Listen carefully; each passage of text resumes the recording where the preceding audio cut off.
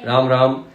दे Hanuman astro में मैं विनय द्विवेदी आप सभी का हार्दिक स्वागत करता हूं और मां भगवती से ये प्रार्थना करता हूं कि उनकी कृपा सदैव आप सब पर यूं ही बनी रहे। आज का वीडियो है मिथुन राशि वालों के लिए। मिथुन राशि वालों का अगस्त का महीना कैसा रहने वाला है इस पर बात करेंगे।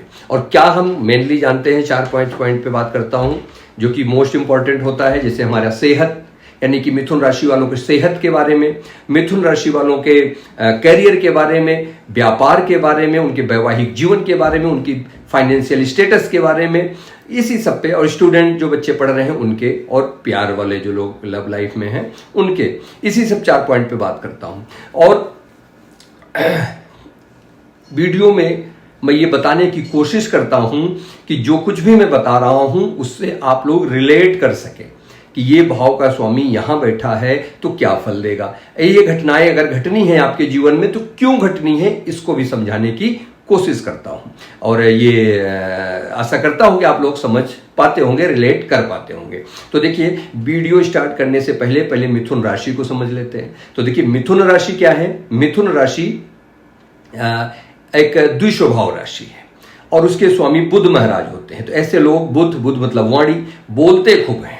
ऐसे लोग बोलते खूब हैं और ऐसे लोग अस्थिर स्वभाव के होते हैं। दुस्वभाव राशि है ना, अस्थिर स्वभाव के होते हैं, आकर्षक व्यक्तित्व के होते हैं। इनका व्यक्तित्व बहुत आकर्षक होता है और इनको भ्रमण करना, यानी घूमना टहलना, परिवर्तन, चेंजेस इनको बहुत पसंद होते हैं। और ये लोग हाजिर जवाब होते हैं। चतुराई की वजह से इनको जो है, कभी कुछ सोशल गैदरिंग वगैरह होती है ना, कि कोई पार्टी होती है तो उसमें ये आकर्षण का केंद्र बन जाते हैं। इनको घूमना फिरना बहुत पसंद आता है।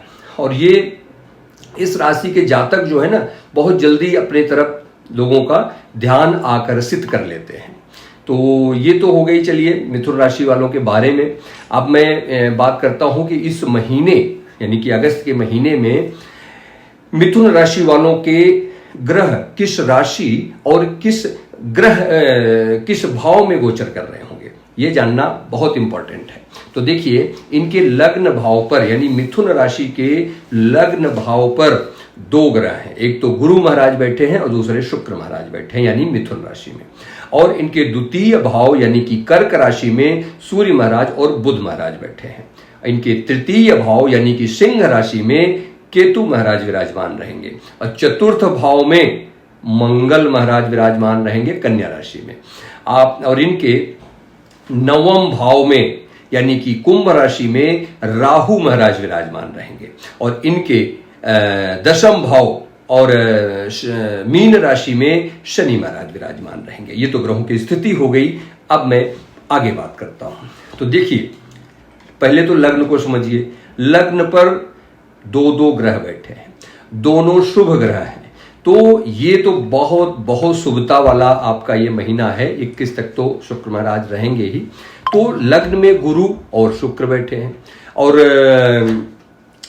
लग्न पे गुरु बता ही दिया। गुरु और शुक्र का रहना बहुत पॉजिटिविटी लाता है और आगे बढ़ाते हैं, बहुत चीजें होती हैं। और जो कुछ भी दोष कुंडली में बना होता है उसका भी शमन करते हैं, उसको भी खत्म करते हैं। भाग्य का साथ मिलता है, उन्नति होती है, आगे बढ़ने का मौका मिलता है। और गुरु हैं कौन? गुरु कर्मेश हैं, कर्म भाव के स्वामी, यानी 10वें भाव के स्वामी। तो कर्म में आगे बढ़ने का। और गुरु कहाँ के स्वामी हैं? 7वें भाव के, यानी बिजनेस में आगे बढ़ने का ये बहुत अच्छा मौका देते हैं। अब भाई देखिए, होता क्या है, गुरु धन कारक हैं और शुक्र लक्ष्मी कारक हैं। तो ये क्या करते हैं, जब दोनों लोग एक साथ बैठ गए, युति हो गई, और कहाँ? लग्न पे, तो क्या करेंगे? धन का आगमन कराएंगे। ये भी आपको धन आगमन कराते हैं। अब प्रॉब्लम कहां पे है? बुध महाराज वक्री हैं। जब बुध वक्री हो जाते हैं तो अब बुध आपके स्वामी क्या? लग्नेश हैं। तो लग्न ही जब वक्रत्व में आ गया तो प्रॉब्लम होगी। क्या ज्यादा प्रॉब्लम, जैसे कार्यों का रुक जाना, कहीं पे अटक जाना, कलह कलेश हो जाना, तबीयत बिगड़ जाना, क्योंकि लग्नेश है, तबीयत भी बिगड़ जाना, कार्य क्षेत्र में भी प्रॉब्लम आना, नौकरी के भाव में प्रॉब्लम आना, नौकरी से संबंधित ये सारी चीजें बुध वक्री में होता है। अब 11 के बाद बुध मार्गी हो जाएंगे। जब बुध मार्गी होंगे तो चीजें थोड़े थोड़े सही होने शुरू हो जाएंगे। अब दूसरी चीज और बता दूं, मंगल महाराज 4थे घर में है। चौथे घर में मंगल ऐसे भी मांगलिक दोष बनाते हैं। तो चौथे घर में मंगल और शनि दशम में वक्री, एक दूसरे का समसप्तक योग, तो क्या दिखाता है कि आप जो प्रॉपर्टी भाव को शनि देखेंगे, शनि महाराज, तो क्या होगा, प्रॉपर्टी को लेके घर में कलह हो सकती है। और आपके लाभ भाव के स्वामी है मंगल, तो कुछ ना कुछ जो है आपको पैसों से लेकर प्रॉपर्टी से संबंधित घर में कलह कलेश बन सकता है। और गुरु लग्न पर है, गुरु अतिचारी हैं, गुरु अतिचारी हैं, मतलब बहुत स्पीड में चल रहे हैं, बहुत ज्यादा उनका फोर्स है, आगे बढ़ रहे हैं, आगे बढ़ रहे हैं। और उसके बाद इनका गुरु अतिचारी है, बता दिया। राहु की दृष्टि भी है, तो राहु क्या है, आप रिस्क लेने की कोशिश करेंगे, बहुत सारे काम ऐसा आएगा, यानी ओवर कॉन्फिडेंस में आ जाएंगे, उससे बचना है, क्योंकि राहु किसी चीज को बढ़ा देते हैं तो आपके कॉन्फिडेंस लेवल को बहुत बढ़ा देंगे जो ओवर हो जाएगा, इसलिए आप ओवर कॉन्फिडेंस से बचना है। अब मैं सेहत की बात करूं तो लीवर से संबंधित परेशानी अगर आपको है तो वो बढ़ सकती है। डायबिटीज अगर आपको चल रही है तो उसके बढ़ने के आसार हैं। आंखों से संबंधित रोग, कार्डियक कोई प्रॉब्लम है आपको, हृदय से संबंधित तो परेशान करेगी। और कॉन्स्टिपेशन, एसिडिटी बहुत रहने वाली, पूरे महीने बॉडी पेन और फीवर से भी आप जूझ सकते हैं। इसके उपाय भी मैं बताऊंगा अंत में कि इन सब चीजों से कैसे बचा जा सकता है। अब मैं बात करूं कैरियर की। कैरियर देखिए, जॉब में बदलाव के योग प्रॉपर हैं। क्यों? अगर आप नौकरी चेंज करना चाह रहे थे, जॉब चेंज करना चाह रहे थे, तो बदलाव के योग हैं। उसका रीजन क्या है कि आपके कर्म भाव के स्वामी गुरु महाराज कर्मेश होकर 12वें में बैठे, ठीक है, 12वें के स्वामी के साथ बैठे, 12वें में नहीं बैठे, 12वें के स्वामी के साथ, आपके लग्न पे है ना, 12वें के स्वामी शुक्र के साथ बैठे हुए हैं। और बिजनेस भाव को भी देख रहे हैं, यानी गुरु तो भाई दो जगह के हैं ना, आपके कर्म भाव, बिजनेस के और प्रोफेशन के, दोनों के भाव के स्वामी हैं, सप्तमेश भी हैं, और शुक्र के साथ बैठे हैं, शुक्र 12वें के भाव के स्वामी हैं। तो बिजनेस में बदलाव, आपके नौकरी में बदलाव, दोनों चीजों में बदलाव होता दिख रहा है। अपने कलीग से बहुत सावधान रहिएगा, अपने दोस्तों से संबंध बिगड़ने के चांसेस हैं, क्योंकि तृतीय भाव में केतु महाराज बैठे हुए हैं।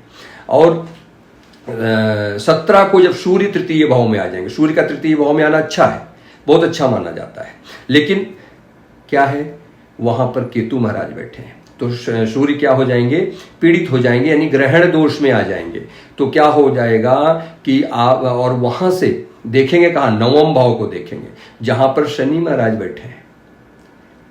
तृतीय भाव में जब 17 को आएंगे, नवम को देखेंगे जहां पर राहु बैठे हुए हैं पहले से, शनि की राशि है, यानी कि नवमेश वक्री हैं। तो क्या होगा कि बॉस से लड़ाई झगड़े होने के आसार बहुत हैं, अपने बॉसेस से बचिएगा, उनसे थोड़ा सा लड़ाई झगड़े या उनसे संबंध बिगड़ सकता है।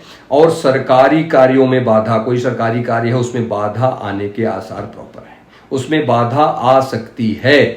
और गुरु अतिचारी हैं, शनि वक्री हैं, मतलब गुरु एक तरफ भाग रहे हैं, यानी आपके कर्म भाव के स्वामी एक तरफ जा रहे हैं, आगे की तरफ बढ़ रहे हैं बहुत स्पीड से। और शनि महाराज क्या कर्म के देवता हैं, आपके भाग्येश हैं, वो क्या है, वो पीछे चल रहे हैं। तो क्या रहेगा, उतार चढ़ाव बहुत रहेगा। ऑफिस पॉलिटिक्स से बहुत बचिएगा, क्योंकि जब भी शुक्र जो है अर्थ त्रिकोण में आते हैं तो ऑफिस से, जब ऑफिस में पॉलिटिक्स देते हैं, ऑफिस पॉलिटिक्स से बचिएगा, ये आपको एक सलाह है। गलतियां बहुत करेंगे 11 तक, खास करके जब बुध सही हो जाएंगे मार्गी, तो चीजें सही होंगी। अब मैं आपके व्यापार की अगर बात करूं तो सप्तमेश गुरु, सप्तम भाव से व्यापार देखते हैं, तो जो सप्तमेश गुरु हैं वो गुरु महाराज सप्तम को देख रहे हैं, लग्न पर बैठ के सप्तम को देख रहे हैं, अपने घर को ही देख रहे हैं, और अतिचारी हैं, बहुत जल्दी हैं, तो आपको जल्दी जल्दी काम मिलेंगे, यानी आपके बिजनेस में काम जल्दी जल्दी मिलेंगे। और लक्ष्मी स्थान के स्वामी शुक्र महाराज उनके साथ में बैठे हुए हैं, तो धन की भी कमी नहीं रहेगी। मंगल की दृष्टि है, तो धन भाव के स्वामी यानी लाभ भाव के स्वामी मंगल हैं, मंगल की दृष्टि भी पड़ रही है। तो क्या होगा कि आपके बिजनेस में तो धन आने के प्रॉपर आसार हैं, और मिलेगा भी, ऐसा नहीं है। और दूसरा चीज, इनके जो 12वें भाव के स्वामी हैं शुक्र महाराज, ये सप्तमेश के साथ बैठे हैं बिजनेस भाव वाले स्वामी के साथ। तो विदेश से भी कुछ अगर आपका कोई पार्टनर आप ढूंढ रहे थे, कोई इन्वेस्टर ढूंढ रहे थे, या विदेश से संबंधित कोई काम कर रहे थे, वहां से भी आपको लाभ मिलने के आसार हैं। अब मैं बात करता हूं धन के लिए, बता ही दिया भाई, करियर में भी धन आने का है और आपके बिजनेस में भी धन आने के आसार प्रॉपर हैं। बस ये देखता हूं खर्चे कहाँ होंगे, भाई खर्चा भी तो इंपॉर्टेंट है।